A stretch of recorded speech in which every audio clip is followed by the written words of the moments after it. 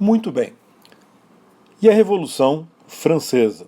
A Revolução Americana representou o fim do antigo sistema colonial britânico nas 13 colônias. A Revolução Americana representou o início da descolonização da América. E a Revolução Francesa representou a derrubada do antigo regime na França e o início, de um processo aí de revoluções contra o antigo regime na Europa, de uma maneira geral. Vamos rever alguns pontos aí dos antecedentes da Revolução Francesa. Em 1774, assumiu o trono da França o rei Luís XVI da dinastia Bourbon. Foi o monarca que reinou na época da Revolução Francesa. Ele reinou de 74 a 92. O reinado dele foi marcado pela crise econômica e política. E uma das razões da crise econômica foi a Guerra da Independência dos Estados Unidos. A França venceu a guerra junto com os Estados Unidos, porém a França não teve praticamente nenhum ganho nessa guerra. Ao contrário, a guerra custou uma nota para os franceses. A guerra quebrou o governo francês, no sentido financeiro. Déficit público, uma dívida enorme, e o governo foi obrigado a aumentar os impostos. Só que aquilo gerou uma insatisfação tão grande. Inclusive a proposta era até que a aristocracia francesa, porque a sociedade francesa era aquela sociedade dividida de forma estamental, clero, nobreza, povo, sendo que o clero e a nobreza não pagavam impostos, e a aristocracia era composta pelo clero e pela nobreza. E a proposta do Luís XVI era, inclusive, cobrar impostos da aristocracia, o que gerou uma revolta da aristocracia contra aquela proposta do monarca. Então, aquilo causou uma crise política e o Luís XVI foi obrigado a fazer uma coisa que nenhum monarca francês fazia desde 1614. Ele foi obrigado a convocar uma espécie de parlamento geral nacional que existia na França, que era a Assembleia dos Estados Gerais, com representantes do clero, da nobreza e do povo. No povo, entendam, a burguesia, sobretudo. A gente fala assim burguesia, quando a gente fala de burguesia, vem à nossa mente grande comerciante, banqueiro, capitalista, um empresário e tal. De fato, na França a burguesia incluía essa elite comercial e financeira.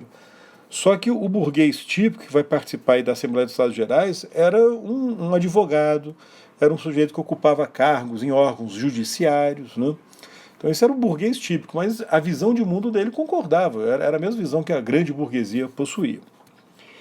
E então essa Assembleia foi convocada, e essa Assembleia tinha a palavra final na questão dos impostos, da reforma fiscal, da proposta de aumentar imposto, criar imposto e tal. Quando o rei convocou essa Assembleia, pessoal, na prática o absolutismo já estava em crise, ele estava desabando, porque o rei reconhecia que ele não tinha mais autoridade ou força ou poder para decidir sozinho a questão dos impostos. Na prática, quando ele convoca a Assembleia dos Estados Gerais em agosto de 1788, a França estava começando uma revolução. Na prática foi isso. A Assembleia se reuniu em maio de 1789. Acontece que o sistema de votação era distorcido e favorecia muito mais a aristocracia, a nobreza e o clero do que os deputados da burguesia, do povo. Então, durante essa reunião ocorreu um confronto entre a aristocracia e a burguesia e o povo. Em junho de 89, aí ocorreu um fato inesperado. Os deputados da burguesia, quer dizer, os deputados do povo, os deputados do terceiro estado, fizeram uma revolta, saíram da Assembleia dos Estados Gerais por não concordarem com o sistema de votação que eles consideravam injusto, e criaram a sua própria Assembleia, a Assembleia Nacional. Grupos de aristocratas, de membros do clero, da nobreza, que eram influenciados também pelo iluminismo, aderiram a essa Assembleia Nacional. Nessa altura, pessoal, a França estava em polvorosa. O povo acompanhando o que estava acontecendo, sobretudo em Paris. Então, todos esses eventos da Revolta do Terceiro Estado, esses eventos ocorreram com apoio popular. Agitações em Paris e em outras cidades. Merecendo destaque dentro entre essas camadas populares, os famosos sans-culottes, que é um termo utilizado para se referir a uma camada social urbana que incluía artesãos, lojistas, trabalhadores das cidades de uma forma geral. Era um grupo mais radical, mais afetado pela crise econômica, que estava dando respaldo, apoio a essa revolta do terceiro estado. Ora, quando estava acontecendo isso, Em meados de julho, né, na segunda, início, na verdade, da terceira semana, né, de julho, começou a correr um boato, uma fake news, que o rei estava se preparando militarmente para fechar a Assembleia Nacional e reprimir as agitações populares, né, em Paris. E as tropas, né, foram convocadas, estavam nas cercanias, né, de Paris e tal, para entrarem na cidade e acabarem com toda aquela agitação e acabar com a Assembleia Nacional, o que deixou a população mais agitada ainda. Foi então no dia 14 de julho, ocorreu o fato decisivo para esse início da Revolução. As tropas, pessoal, as tropas se amotinaram, não obedeceram às ordens, né, dos oficiais e, em última instância, do rei, para fazer uma intervenção, fechar a Assembleia Nacional ou então conter a população. E os soldados passaram para o lado do povo. E com isso o poder militar de repressão do Luís XVI desmoronou na capital.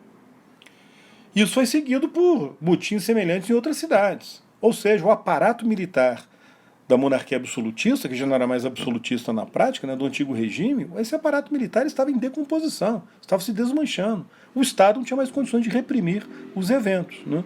Então foi nesse momento que ocorreu o episódio famoso da queda da Bastilha, quando soldados amotinados e o povo de Paris, em conjunto, tomaram a fortaleza prisão da Bastilha em Paris, que era o símbolo do antigo regime do absolutismo, porque era uma prisão, né, eles encarceravam lá os presos políticos, ao mesmo tempo era um depósito de armas, né, de munição, então havia interesse em tomar aquele prédio para armar a população e os soldados amotinados. Então a tomada da Bastilha em 14 de julho de 1789, por populares soldados amotinados, simbolizou o início da Revolução. Embora na prática a Revolução, a gente pode falar que ela já tinha começado, pelo menos quando foi feita a revolta, né, do Terceiro Estado. Só que agora a gente vai ter a intervenção das massas, né, a intervenção do povo, aí o movimento na Revolução vai tomando um outro rumo. Ok? Muito bem. Iniciada formalmente ou simbolicamente com a tomada da Bastilha, quais foram as principais fases ou momentos da Revolução Francesa? Reparem, pessoal, os 3 primeiros anos da Revolução foram, na verdade, uma fase monárquica, né? De 1780, mais de 3 anos, na verdade, bem próximo de 4 anos. De 1789 a 1792, né, a gente vai ter essa fase monárquica da Revolução, quase 4 anos, né, se a gente for contar, vai dar um pouquinho mais de 3 anos. Ou seja, a Revolução estourou, mas durante 3 anos e alguns meses, Luís XVI continuou sendo o rei. Ele foi mantido no trono. A França continuou sendo uma monarquia, porém agora um rei sem absolutismo. Dentro dessa fase monárquica, nós temos uma subfase, que é a fase da Assembleia Nacional Constituinte, aquela Assembleia Nacional criada pelo Terceiro Estado, com a intenção de discutir os impostos, agora reforçada pelos eventos em Paris, pela queda da Bastilha, né, pelo apoio popular, se transformou em Assembleia Nacional Constituinte.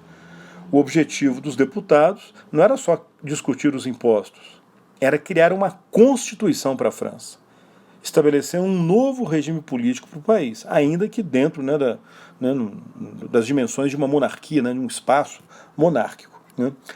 A Assembleia contou com deputados do clero, deputados, né, da nobreza, mas ela foi dominada por deputados reformistas influenciados pelo iluminismo, pelo liberalismo. E a Assembleia aboliu o antigo regime. O momento famoso foi no final de agosto de 1789, com a Declaração dos Direitos do Homem e do Cidadão, um documento que pregava, né, que afirmava, que estabelecia a liberdade de expressão na França, o direito à propriedade privada, a isonomia, a igualdade diante da lei, a soberania da nação, identificada com o povo, e o direito de resistência à opressão.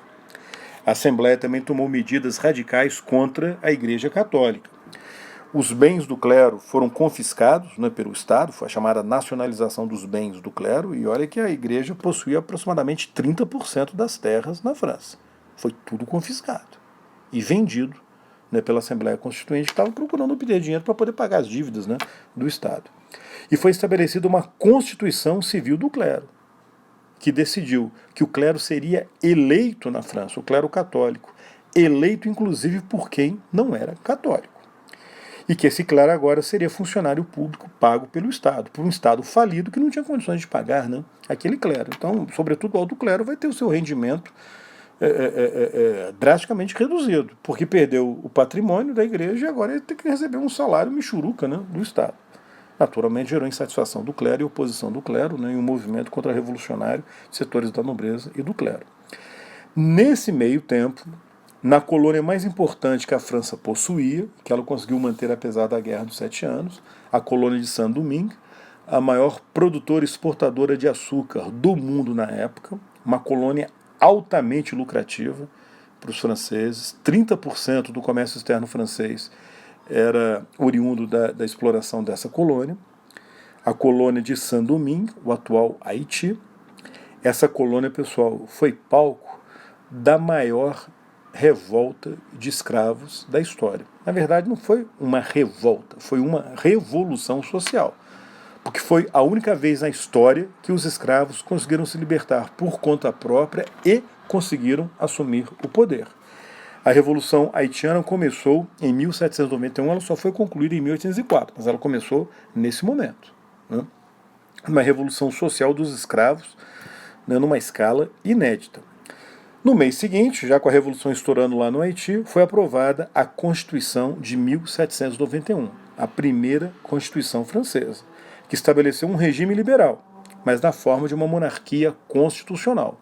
Tinha um rei, mas existia também um parlamento eleito, parlamento chamado de Assembleia, né, Nacional, a Assembleia Francesa, eleito pelo voto censitário, mas com, né, com aquelas ideias, né, com aquelas práticas, né, com aquelas leis típicas do liberalismo. Então, com isso, a Revolução entra na fase da monarquia constitucional, que era para ser o regime francês até hoje, né? Essa era a intenção da maioria dos deputados revolucionários naquele momento. Acontece, pessoal, que a França continuou mergulhada na crise econômica. A crise econômica não foi resolvida, ao contrário, ela piorou, ela se agravou. E agora acompanhada de uma crise política, porque na prática o rei não se conformou com a perda do poder. E parte da nobreza também não aceitou, né, a perda dos seus privilégios. Esse pessoal começou a conspirar para tentar restaurar o antigo regime.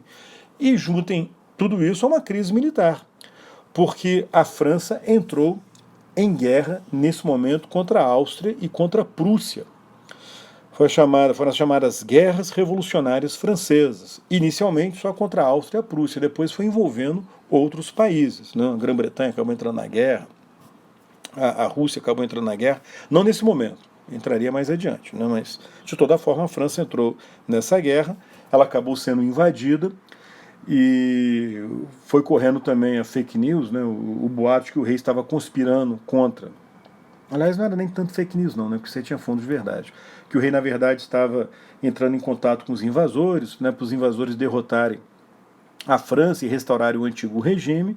Aí vocês juntem isso, uma insatisfação com a monarquia, né, as dificuldades na guerra, a crise econômica, né, piorando, e os sanculotes cada vez mais radicais, a gente vai ter o aparecimento de um movimento revolucionário republicano radical que não queria saber de manter monarquia e não queria mais saber de conciliação ou busca de acordo com Luís XVI. Esse movimento teve adesão, né, dos sanculotes, das camadas populares, sobretudo em Paris, e o resultado, pessoal, foi em agosto de 1792 uma outra revolução, que não estava prevista. A revolução que estourou em agosto foi uma revolução popular e republicana, também burguesa, porque não tinha intenção de acabar com o capitalismo, não tinha intenção de transformar radicalmente a estrutura econômica da França, a não ser modernizá-lo no sentido do próprio capitalismo, né?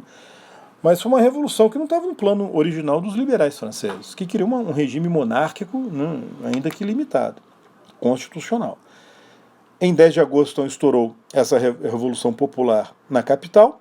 O Palácio das Tulherias, que era a residência, né, da família real, foi tomado pelo povo, o rei foi aprisionado e a monarquia foi abolida na França, em plena crise econômica e em plena guerra. Com isso, a revolução entrou na sua fase republicana, que eu já vou comentar no outro vídeo, ok? Até lá.